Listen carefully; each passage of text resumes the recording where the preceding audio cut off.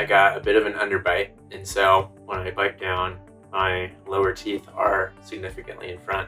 And in addition to that, I really only make contact with a couple of the teeth on my right side. I first went to an oral surgeon who suggested that I get jaw surgery. He was saying that you'd have to both separate the upper jaw in multiple spots and move it forward, and also do some work to move the lower jaw backwards. It'd be a long healing process, and then have to put braces back on for at least another year. Over the years, this position of my jaw has caused a lot of pain.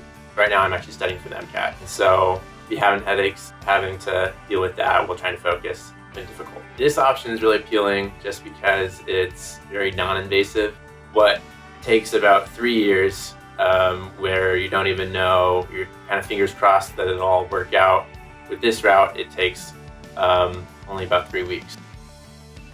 So the whole process was done in just 4 days, and no shots. None of my teeth were ground down. My teeth are totally healthy underneath the VENLAYs.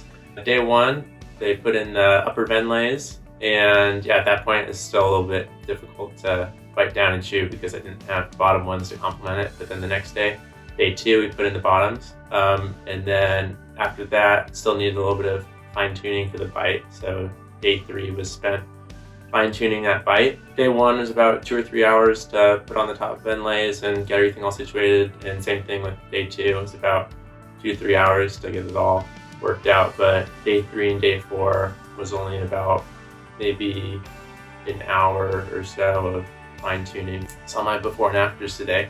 And yeah, I was shocked at how different it looked, because I don't think I really realized quite the difference in profile until actually looking at the photos. It's there's a big difference.